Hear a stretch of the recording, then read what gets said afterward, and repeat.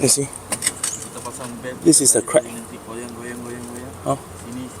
All this switch cement will crack after 1 year, 2 years. So if underneath there's no additional aluminum zinc, so it will leak through the cracks inside to your roof, whichever place, even with the zinc installed underneath. See this zinc installed, but still leaking. Right, the whole roof. We need to repair the whole roof. All this switch need to repair. All this switch, the whole roof. Like this is the neighbor roof.